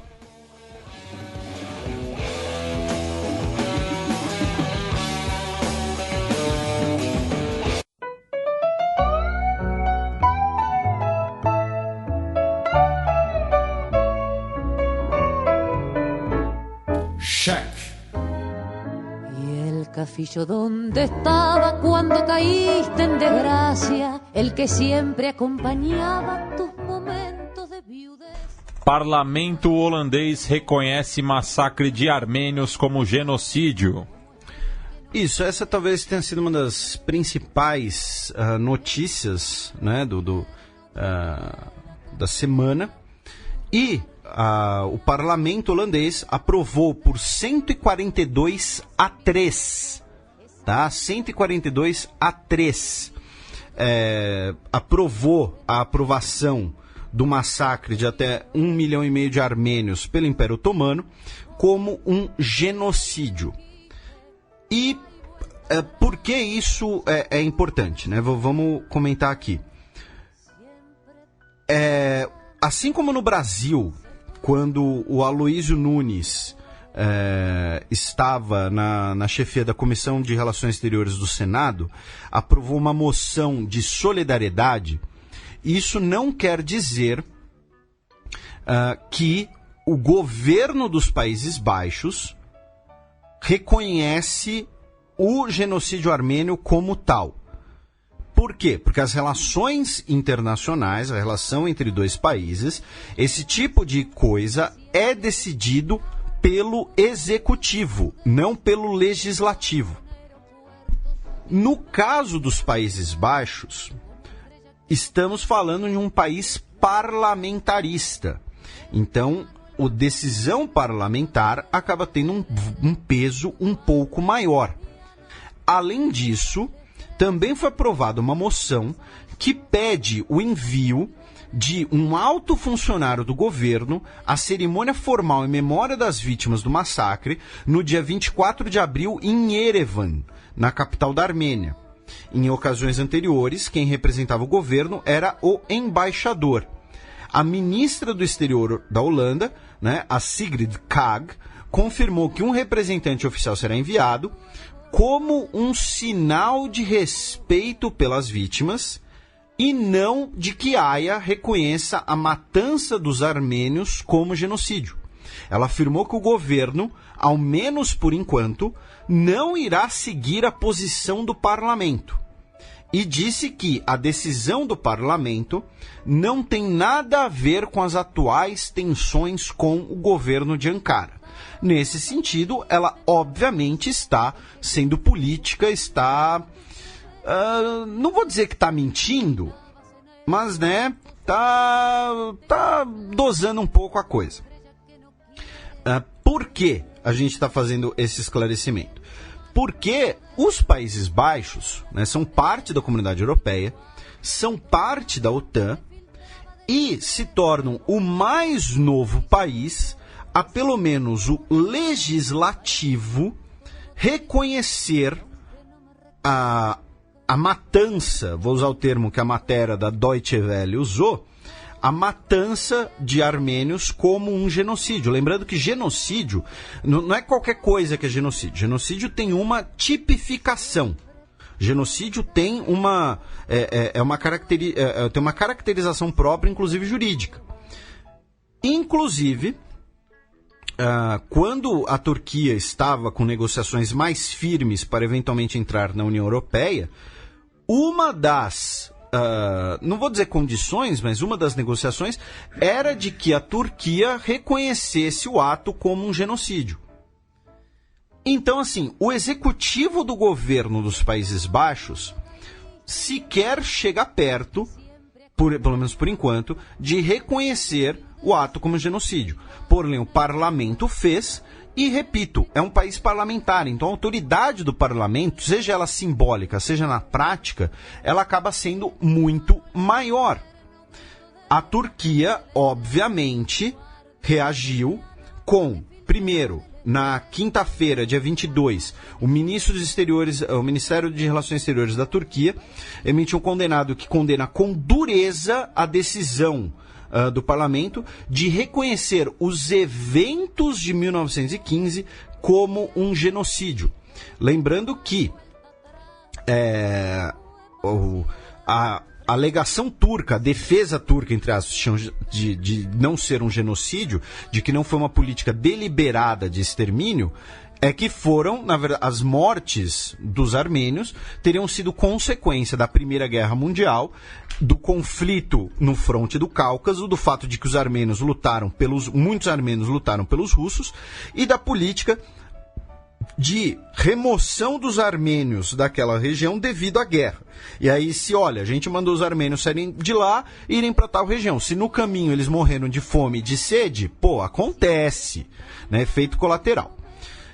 Lembrando que nós temos um especial sobre a Armênia, na qual conversamos com diversas pessoas, né? O Gustavo estava na Armênia quando gravou com a gente, a professora Monique Goldfeld conversou com a gente sobre um pouco a postura da Turquia, o Heitor Loureiro conversou sobre a questão do genocídio armênio, e a nossa querida ouvinte Aline conversou um pouco sobre a comunidade armênia, especialmente aqui em São Paulo. E aí, a Turquia ainda deu outra alfinetada, digamos assim, dizendo na nota que a decisão infundada do parlamento de um país que tolerou no centro da Europa o genocídio de Srebrenica, cuja dor ainda perdura, não tem base na história nem na justiça, não é vinculante nem legalmente válido. E essa menção ao massacre de Srebrenica já ocorreu antes, em março de 2017, no auge da crise diplomática entre a Turquia e os Países Baixos, quando o presidente Erdogan disse que os Países Baixos eram responsáveis pelo massacre de 8.000 muçulmanos bósnios devido à submissão de Srebrenica. Ele disse: nós conhecemos os Países Baixos e os holandeses, né, os neerlandeses, do massacre de Srebrenica. Nós sabemos quão podre é seu caráter do massacre de 8.000 bósnios ali. Em março de 2017, nós tivemos uma crise diplomática entre Turquia e Países Baixos, né, com expulsão de embaixador e tudo mais. Foi uma baixaria, né? Tipo, teve diversos atos, né? Teve esse a expulsão do embaixador. A Holanda também impediu a aterrissagem de um avião com um ministro turco. O Erdogan chamou a Holanda de República das Bananas. Teve também a questão do próprio governo turco, né, fazer comentários sobre a participação holandesa nos crimes da Segunda Guerra Mundial. Foram vários fatos ali que convulsionou, né, a relação diplomática entre os dois países. Inclusive, na época, a professora Ana Luísa explicou um pouco sobre como é como é o procedimento jurídico em relação ao embaixador em outro país e tal, para quem quiser ouvir, recapitular, ou você que é ouvinte novo, estuda Direito Internacional, vê lá uma aula gratuita da nossa querida Ana Luísa. Então, assim, o azedar de relações entre Turquia e Países Baixos não é de hoje. E aí, como outra consequência, também ontem, a Turquia convocou o encarregado de negócios neerlandês em Ankara. Lembre-se, encarregado de negócios é quando um país não tem embaixador formal no outro. É um cara, assim, é uma subrepresentação. Então são dois países, mais um exemplo desse azedar. Os Países Baixos não têm embaixador na Turquia, a Turquia não tem embaixador nos Países Baixos. E aí o governo turco convocou o encarregado de negócios para prestar satisfações aí e expressar o seu descontentamento com essa lei. E vejam, né, a gente está falando de apenas 3 votos contra de 150. A gente está falando de praticamente unanimidade no parlamento holandês. Então não é apenas uma questão do genocídio armênio em si, mas também uma questão do azedar das relações entre os dois países. Falando na Europa, recentemente, ano passado, o parlamento tcheco também aprovou uma resolução que condena os eventos como genocídio, porém, repito, é o executivo que rege essas relações. E os executivos buscam não desagradar o governo turco por conta especialmente da OTAN, né, e das relações entre a Europa e a Turquia. Mas, ao mesmo tempo, nós temos alguns países europeus que vão a outros... que são mais engajados nesse sentido. Talvez o principal seja a Eslováquia, que é um país membro da União Europeia, e onde você negar o genocídio é crime que dá até 5 anos de cana. Uma lei que passou em 2011, sendo que o país reconhece genocídio desde 2004. Então, eu acredito que, embora os Países Baixos, embora o executivo não tenha, pelo menos por enquanto, reconhecido o genocídio, o fez mais para não jogar mais lenha na fogueira nessas relações com a Turquia. Eu não duvido que, daqui a algum tempo, o próprio executivo do governo holandês reconheça isso, talvez até forçado pelo próprio parlamento, eventualmente numa negociação de formação de gabinete, alguma coisa assim.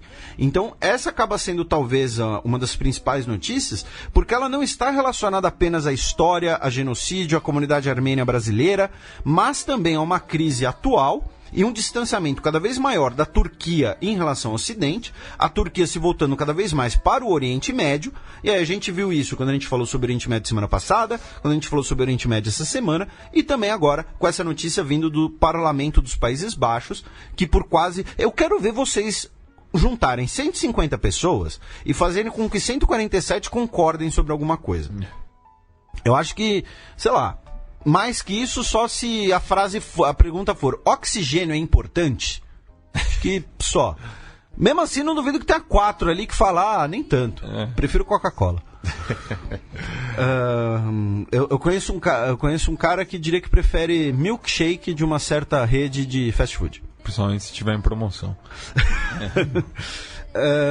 E pra gente, né, dar uma pincelada pelo restante da Europa, rapidamente aqui, o presidente da Comissão Europeia, o Jean-Claude Juncker, afirmou na quinta-feira, dia 22, também conhecido como ontem, que se prepara para uma paralisação do governo italiano após as eleições de 4 de março.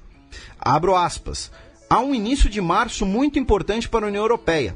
Há o referendo do SPD na Alemanha, né? O partido SPD vai decidir se vai fazer parte ou não da coalizão do governo alemão, e as eleições italianas. E estou mais preocupado com o êxito das eleições italianas do que com o resultado do referendo do PSD. Bruxelas precisa se preparar para o pior cenário, ou seja, um governo não operacional na Itália. E por que isso acaba sendo bastante importante? Porque, primeiro, corre-se o risco aí de não ter um governo formado, né, já que as eleições, as pesquisas de intenções, elas dão basicamente um empate triplo. Né? Segundo o levantamento do jornal Corriere della Sera, a coalizão de centro-direita tem 35,6% da intenção dos votos, a centro-esquerda teria 34%, o movimento 5 estrelas tem 28,6%. Quando eu digo centro-direita, eu estou falando, é o grupo que inclui inclusive o Força Itália do Berlusconi, a Lega Nord, né, que é nacionalista, xenófoba e populista. E, então assim, a gente tem praticamente um empate triplo. E, ao mesmo tempo, dentre essas coalizões, essas facções, nós temos vários eurocéticos, e uma das 3 principais forças, o Movimento 5 Estrelas, é claramente eurocético. Então, a Itália está aí discutindo não apenas as suas eleições, mas também as suas relações com a União Europeia. E isso é importante porque, quando a gente teve o Brexit, a gente comentou aqui, a gente explicou uma espécie de tripé europeu. Né? Quando a Europa, o início da Europa, se deu ali no Benelux. Depois, nós tivemos como os principais expoentes da Europa um tripé entre França, Alemanha e Itália. A Itália ela foi progressivamente substituída pelo peso geopolítico, econômico do Reino Unido após a entrada do Reino Unido na União Europeia. Então, década de 1980, década de 1990, a Itália ela tinha bem menos importância para a Europa do que já tinha tido e do que tinha o Reino Unido. Após especialmente os governos Tony Blair, que era quando ainda nos governos Tony Blair chegou a se discutir se o Reino Unido adotaria o euro, esse tipo de coisa, mas especialmente após os governos Tony Blair, com o início do distanciamento do Reino Unido com a União Europeia, um processo que culminou no Brexit, o ideal para, como diz o Macron, uma refundação da Europa, seria a Itália recuperar esse papel nesse tripé, dividindo aí com a França e a Alemanha o protagonismo, os ônus e os bônus. Só que, com essa eleição italiana, corre-se o risco da União Europeia ficar mais ainda centralizada em França e Alemanha. Vejam que eu não estou nem colocando a Itália no mesmo patamar que França e Alemanha. Isso claramente não está. A Itália tem uma economia menor, a Itália tem uma presença, especialmente no exterior, menor. Mas, com a Itália ficando mais ausente, França e Alemanha vão ter cada vez mais importância e também, ao mesmo tempo, ter cada vez mais encargos nisso. Então, a eleição italiana ela é importantíssima para a Europa, como exposto pelo Juncker, por conta aí desse tripé, digamos assim. Você corre o risco da União Europeia virar basicamente França e Alemanha, embora, claro, para os críticos hoje ela não é nem França e Alemanha. Para os críticos da ideia da União Europeia, ela é a Alemanha ganhando, comprando o mundo, aquela piadinha. A Alemanha foi lá, tentou conquistar a Europa na Primeira Guerra Mundial, perdeu. Aí tentou conquistar a Europa na Segunda Guerra Mundial, perdeu de novo. Aí eles olharam e falaram, em vez de tentar conquistar a Europa, vamos comprar a Europa. Os críticos fazem essa brincadeira. Que tem um fundo de verdade, mas, claro, é uma brincadeira. Então, por isso que a eleição italiana é importante, porque uma Itália eurocética centralizaria ainda mais as decisões e reformas da União Europeia em Alemanha e França. E além disso, em relação às eleições italianas, que são do dia 4 de março, nós teremos 16 candidatos ao Congresso italiano nascidos no Brasil. E a Câmara Italiana tem 630 deputados, 4 representando a América do Sul e o Senado tem 315 integrantes, 2 deles da América do Sul. Ou seja, quando a gente fala América do Sul, a gente está falando não só de Brasil, mas especialmente também Argentina e Uruguai. Tanto que nós temos 90 candidatos sul-americanos e 16 candidatos brasileiros, sendo desses 6 ao Senado e 10 à Câmara de Deputados. Eu achei curioso, inclusive, tem algumas coalizões legislativas que, claro, elas vão ter relações com as coalizões italianas, mas são coalizões criadas na América do Sul. Então, um exemplo desses é a USEI, que é fundado na Argentina, e a Unital, criada no Paraguai. Porque, claro, você vai ter pautas próprias, como especialmente a questão de nacionalidades, de funcionamento de instituições consulares, esse tipo de coisa. Então nós temos 16 candidatos brasileiros, não vão ficar passando por todos aqui, mas até porque para não parecer que é propaganda eleitoral, não que a gente fosse fazer propaganda de algum, mas a gente certamente faria alguns comentários sobre alguns, que deram entrevistas e tal, sejam a favor ou contra, e apenas escrevendo como é a votação, ela é por correio. Então, os eleitores vão receber cédulas no endereço cadastrado no consulado, uma para a Câmara, outra para o Senado. Você escolhe ali nos candidatos listados da América do Sul, tem que marcar um X ao lado de um partido ou de uma lista. Você pode escrever o sobrenome do candidato, se você preferir. As cédulas são colocadas em um outro envelope que vem dentro. Você, por sua vez, coloca esse envelope menor dentro do maior, o original, e aí você manda para o consulado até o dia 1º de março, até às 16 horas. Eu sei que temos muitos ouvintes que podem votar, não sei se irão votar, sei que podem votar.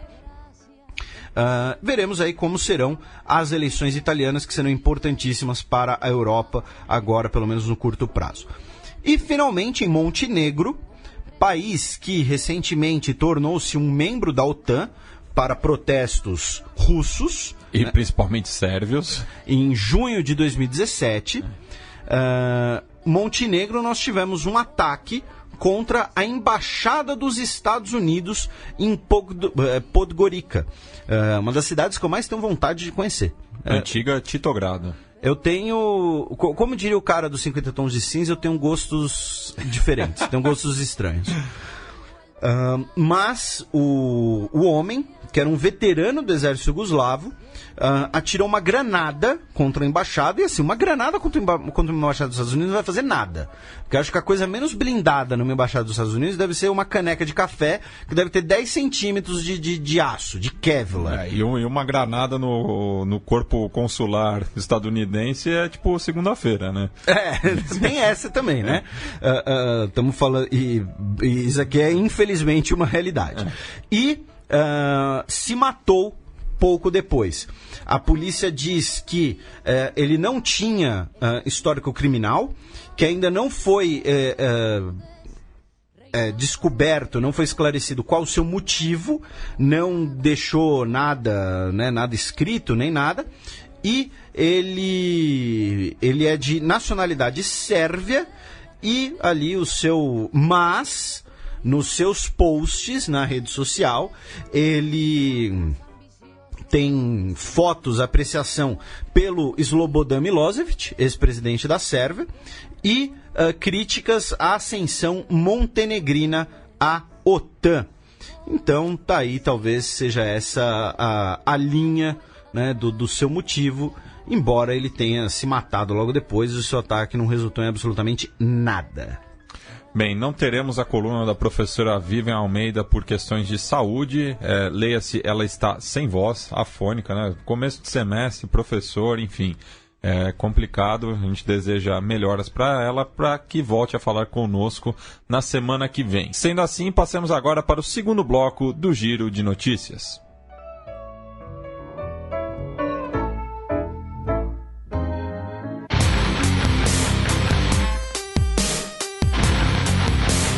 Giro de Notícias. Notícia de quarta-feira, dia 21 de fevereiro.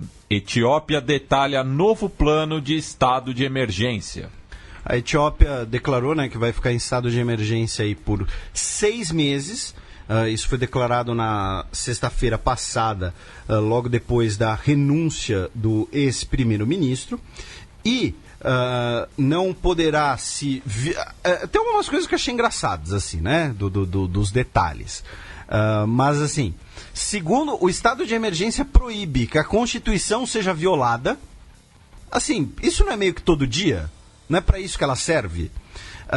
Não pode ter elos com organizações terroristas. Aqui é um problema, por quê? Porque, embora também pareça óbvio, né, a Etiópia passa por diversos protestos internos, então a definição de terrorista pelo governo pode sempre ser, nesse caso, uma coisa um pouco arbitrária. Não pode ter protestos não autorizados, não pode ocorrer a promoção de uma agenda política, não pode-se fazer declarações sobre assuntos de segurança sem permissão da chefia das Forças Armadas, não pode-se obstruir serviços de transporte público, ou seja, fechar uma via, por exemplo, num protesto, tacar fogo num busão. Tacar fogo num busão não pode mesmo, tá? Mas agora não... como é que aquela pichação lá? Não pode, mas se quiser pode. Tá proibido, mas se quiser pode. Então, nesse caso, tá proibido e não pode mesmo. Não pode atacar infraestrutura, não pode impedir o trabalho de oficiais da lei, né? Acredito que, né, policiais aqui numa tradução, portar armas de fogo em áreas públicas, prejudicar o funcionamento de escolas, não pode entrar em conflitos, em protestos em campos esportivos e impedir festivais de caráter cultural ou religioso. Então, assim, é claro, algumas coisas aqui são básicas, né? E, por exemplo, você colocar que não pode impedir um festival cultural religioso é para talvez impedir que essa mesma lei que impede os protestos políticos impeçam uma festa religiosa. Então é para garantir um funcionamento, entre aspas, normal do país. Ao mesmo tempo, outras são bastante ambíguas, bastante abrangentes, e você consegue usar ela contra quem você quiser. Então, por exemplo, prejudicar o funcionamento de escolas.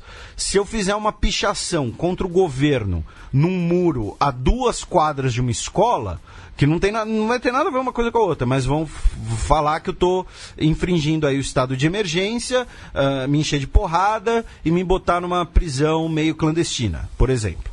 Né? Então, a situação na Nigéria está problemática, né? Na Nigéria, na Etiópia. Eu não vou chegar a dizer que está às vésperas de uma guerra civil, porém, tem claramente ali a necessidade de um grande acordo nacional. Que envolva todos. Que envolva todo mundo, entendeu? Inclusive, eu acho que tem um senador brasileiro que seria um mediador da crise na Etiópia, para criar um acordo nacional. Com certeza. 2 notícias de ontem, dia 22 de fevereiro. Coreia do Norte vai enviar delegação de alto nível para encerramento dos Jogos Olímpicos de Inverno no Sul. O Ministério da Unificação de Seul afirmou que a comitiva norte-coreana terá 8 membros da administração do país e será liderada pelo general Kim Yong-chol, que é vice-diretor do partido que governa a Coreia, o Partido dos Trabalhadores da Coreia, é o Partido dos Trabalhadores da Coreia, né? Acho que é o nome. Na delegação estará também o Ri Song-won, que é como se fosse o ministro da reunificação do lado do norte. A visita vai durar 3 dias e eles devem ter um encontro com o presidente da Coreia do Sul novamente. A cerimônia de encerramento também vai contar com a presença da filha do Donald Trump, a Ivanka Trump, que deve chegar em Seul nesta sexta. Não sei se na sexta no nosso horário, no horário deles, não sei se já chegou, se vai chegar, alguma coisa assim. Passando um pouquinho pela Coreia, foi divulgado essa semana pelo gabinete do vice-presidente dos Estados Unidos, o Mike Pence, que estava marcada uma reunião na Coreia do Sul entre ele e a delegação da Coreia do Norte, que contou com a irmã do Kim Jong Gordinho, a Kim Yo-jong, mas que teria sido cancelada de última hora. O encontro ocorreria no dia 10, mas Pyongyang mudou de ideia depois que o Mike Pence condenou o abuso de direitos humanos e defendeu a aplicação de novas sanções publicamente.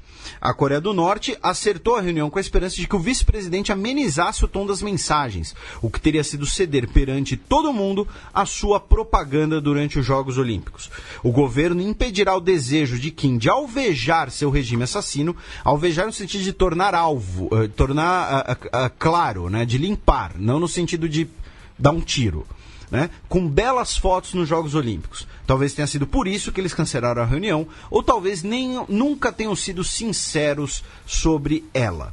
Passando aqui um pouquinho pelos Jogos Olímpicos, né, nós tivemos aí temos aí que constar, né, o doping do Alexander Krushenitsky, do grupo de atletas olímpicos da Rússia, né, que não tinha sequer a bandeira da Rússia, por doping. A substância, né, que ele usou seria uma substância que ajuda na recuperação do corpo, o meldonium, que é, na verdade, né, um remédio como qualquer outro, e ele foi colocado na lista de doping apenas em janeiro de 2016, porque ele não é algo que melhora o desempenho do atleta. Ele, na verdade, ajuda a recuperação, ao descanso do corpo, tanto físico quanto mental. e aí ele teria usado aí essa substância, está no aguardo da prova B, porém, de qualquer jeito, a medalha de bronze que havia sido do casal russo no curling de duplas mistas passou para o casal norueguês. A Noruega que está brilhando, está debulhando aí nos Jogos Olímpicos de Inverno, né? Ainda no curling, nós teremos o jogo da medalha de ouro pelo curling feminino, agora no domingo, dia 25, entre a Coreia do Sul e a Suécia. E o grande detalhe, o grande barato, é que a seleção da Coreia do Sul, formada pelas 4 Kings, ela não teria se classificado para as Olimpíadas. Elas estão nas Olimpíadas por conta de seu país sede. Elas não tinham classificação para não passaram nas eliminatórias. Estão apenas por ser o país sede e hoje, né, hoje no horário local, na última madrugada, eliminaram o Japão. A Suécia eliminou o Reino Unido, e aí Reino Unido e Japão vão disputar no sábado, que aí da madrugada de hoje para amanhã, né? De hoje, sexta-feira, dia 23, para sábado, dia 24, vão disputar a medalha de bronze. E no masculino, nós tivemos o jogo da medalha de bronze com a Suíça vencendo o Canadá, e a medalha de ouro será decidida também aí nessa madrugada entre Estados Unidos e Suécia. Então a Suíça já ficou aí com o bronze no curling, né? E a gente se comprometeu a passar todos os resultados do curling. No hóquei feminino, não vamos falar do hóquei feminino como um todo, né? Mas a seleção da Coreia unificada foi disputar ali o quadrangular. Não é nem um quadrangular, é um mata-mata pelo 5º lugar. Perderam da Suíça de 2-0 e depois perderam da Suécia por 6-1, ficando então com o 8º lugar, que também pode ser chamado de último. Já os jogos pelas medalhas, a Finlândia venceu as atletas olímpicas da Rússia pelo bronze por 3-2, e na medalha de ouro as americanas venceram as canadenses por 3-2. E para fechar o assunto doping, não foi apenas o Alexander que foi pego no doping. O Kei Saito, que um patinador japonês, foi suspenso pelo doping, e também o Ziga Jeglic, do time de hóquei no gelo da Eslovênia, também foi suspenso por causa de doping. Então, tá aí um breve panorama dos Jogos Olímpicos, que estão aí perto já do seu encerramento, Jogos Olímpicos de Inverno, e depois Copa do Mundo na Rússia. E um abraço pro nosso webmaster aqui da Central 3, o Stefan Cocaleman, que é um entusiasta dos esportes de inverno e estava dormindo às 5 da manhã por conta dos Jogos em Pyeongchang. Seguimos agora para o Canadá, no qual o primeiro-ministro Trudeau cancelou o convite a um separatista Sikh. Isso, o Trudeau está na Índia, né? Ele vai se encontrar com o primeiro-ministro, né, o Narendra Modi, hoje. E nos eventos, lembrando que o Canadá tem uma grande comunidade Sikh, inclusive o ministro da Defesa, o ministro da Defesa, né, que usa turbante e tal, e teve um episódio, inclusive, que teve uma mulher fazendo ofensas anti-muçulmanas contra ele. Não, era um outro político. Ah, era outro? Era um outro político. Ah, tá, desculpa. Enfim, o Trudeau está na Índia e na realização do jantar oficial foi convidado o Jaspal Atwal, que é um cidadão canadense de origem indiana, que foi condenado e depois inocentado por uma tentativa de assassinar um político indiano em 1986. Ele era integrante de grupos extremistas Sikh e ele estava num evento em Mumbai essa semana com a esposa do Trudeau e um dos seus ministros. E aí ele havia sido convidado para o jantar oficial, e aí, por conta da repercussão na mídia e por conta das críticas até do governo indiano, que não sabe como ele conseguiu um visto, já que ele teoricamente não poderia entrar na Índia, o convite a ele foi retirado, e o próprio Trudeau disse que ele jamais deveria ter sido convidado, né? Só para constar, a organização que ele fazia parte é a International Sikh Youth Federation, ISYF, que é banida em muitos países, incluindo Canadá e Índia.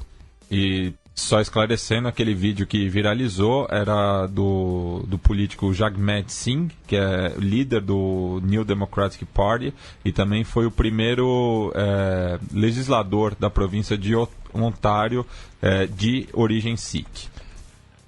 Abaixa o volume que lá vem o Breaking News! Estados Unidos vão impor maiores sanções já feitas na Coreia do Norte. Huge. As aspas, né, são aí essa breve imitação.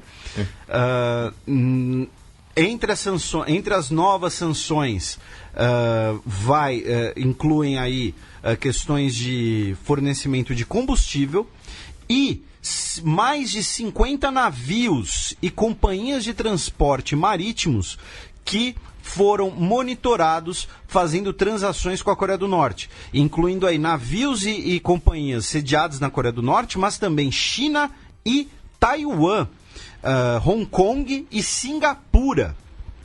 2 têm bandeira do Panamá, um tem bandeira de Comoros e outro bandeira da Tanzânia, né? E, enfim, dentre várias questões. Então, assim, é uma ideia de você não apenas impedir a Coreia do Norte de fazer negócios, comércio, mas também prejudicar, caso venha ocorrer, as pessoas e companhias, enfim, que comprovadamente já teriam feito negócios com a Coreia do Norte. É curioso vir essas sanções mais fortes agora, porque, né, o presidente da Coreia do Sul, recentemente, a gente comentou isso no programa passado, declarou que aceitaria o convite do Kim Jong-gordinho para se encontrarem e discutirem cara a cara a reunificação coreana. Então, uma forma dos Estados Unidos serem... né, a prioridade dos Estados Unidos acaba sendo a questão nuclear, claro. Mas dá para dizer que os Estados Unidos hoje, e são sanções dos próprios Estados Unidos, aparentemente não são sanções aprovadas que os Estados Unidos vai submeter ao Conselho de Segurança das Nações Unidas, ao contrário das anteriores. E é curioso porque nesse caso parece que o governo americano estaria sendo mais realista que o rei, digamos assim. Já que o presidente sul-coreano falou, não, vou me encontrar com o gordinho, ver o que ele tem a dizer, a gente vai lá comer uns churros, alguma coisa assim. E aí o Trump não, né? Não a pessoa do Trump, não, o governo Trump vai lá e aumenta as sanções ao mesmo tempo. Então é um timing bastante curioso esse. Mas quando você fala não o Trump, mas o governo Trump... Mas no caso não dá para negar que é um governo bem personalista, né? Ah, sim. Sem dúvida que ele tem participação na decisão, mas também não deve... Não foi ele que ficou vigiando 50 navios. Ah, sim. Isso... que estavam lá. Se fosse no Twitter, talvez fosse ele. As contas no Twitter que sofrerem sanções, aí a culpa é dele. Ele vai distribuir bloco. Bem, felizmente não temos menino Neymar nessa semana e não temos nada para falar também desse moleque. Sigamos adiante com os peões da semana.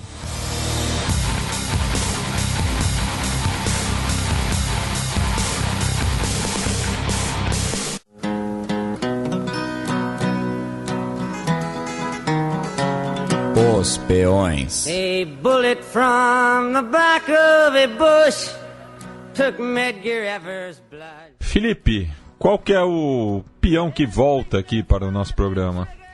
Olha, meu caro Matias, o peão isolado dessa semana vai pelo conjunto da obra para a Turquia, né, pela denúncia de ter usado armas químicas na Síria e pela reação né, sempre muito equilibrada e saudável quando o assunto é o genocídio armênio, em vez de lidar com o próprio passado, né, vai lá e fala, olha, os holandeses estavam em Srebrenica e se omitiram quando os sérvios mataram bosniaques. Logo, nós não matamos armênios. Né? É uma lógica assim, sensacional. Então tá aí, peão isolado para a República da Turquia.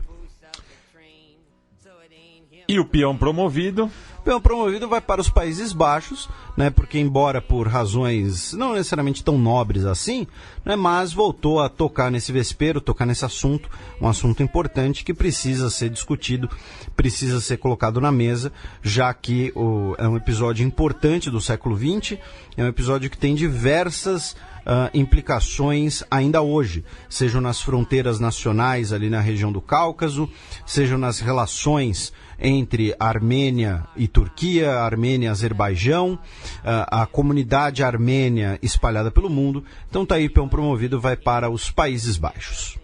Passemos agora para as dicas culturais. He's only a pawn in that game. DJ Monster, the Almighty, DJ Monster. The time has come. Sétimo selo.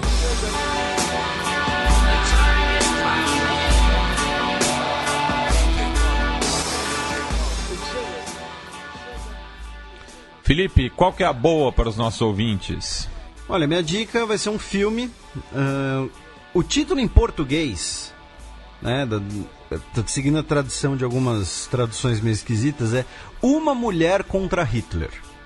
Mas o título original é Sophie Scholl, Os Últimos Dias, que ela foi uma das principais integrantes do movimento Rosa Branca e conta, né, justamente os últimos dias da sua vida, prisão, julgamento, execução, basicamente. Foi indicada ao Oscar de melhor filme estrangeiro em 2005. Fez a Rapa ali no Urso de Prata, né, do Festival de Berlim, incluindo aí melhor atriz para a Julia Jenst, ou Genst, que está no Educators, inclusive, outro filme alemão mais ou menos ali do mesmo período, com, né, o filme que talvez tenha revelado o Daniel Bru. Ele foi anterior ao Adeus Lenin? O Educators, o Educators, segundo aqui, é de 2004. O Adeus Lenin é de 2003, tá certo. O filme que revela ele, então, é o Adeus Lenin. Na verdade, antes ele fez novela na Alemanha também. Sim. Não, é que eu lembro de o primeiro filme de eu ter visto ele foi o Adeus Lenin. Ele fez uma novela chamada Amor Proibido. Digna de vale a pena ver de novo. Em alemão é como? Em alemão é Verbotene Liebe. É quase a mesma coisa. Então minha dica é o filme Uma Mulher contra Hitler, né, Sophie Scholl. Bem, e por conta do episódio da efeméride, né, da Revolução Federalista, eu vou indicar o livro A Cabeça, de Gumercindo Saraiva, escrito em parceria pelo Elmar Bones e o Tabajara Ruas.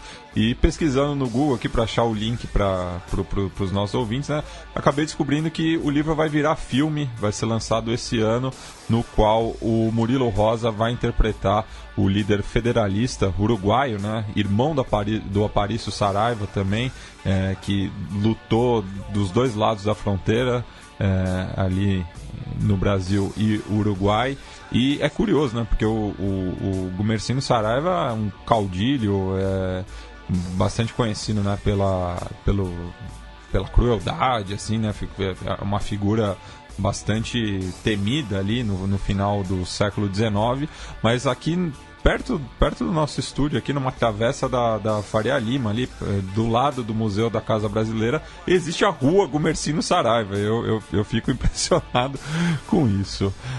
Felipe, considerações finais? Apenas, como sempre, agradecer a todo mundo que nos ouve, que nos tolera, que nos financia. Mandar também aqui um beijo de aniversário para a Maria Muniz, que acabou de mandar, falando, se vocês ainda estão gravando aqui na sexta, me mandam um beijo de aniversário. E um abraço para o João e Olavo, do Box 95, que estiveram aqui com a gente. A gente trocou uma ideia e tudo mais, e os financiadores fiquem atentos porque já sai uma nova caixa do Xadrez Herbal para os contribuintes que mantêm as coisas de pé. Bem, a música de encerramento dessa edição vai ser uma homenagem a Eunice Kathleen Waymon, mais conhecida como Nina Simones, que nasceu há 85 anos, no dia 21 de fevereiro de 1933. Ela que dizia, né, que não tocava jazz, ela tocava música clássica negra, né, e ela foi muito importante, ali, uma figura proeminente justamente na luta pelos direitos civis.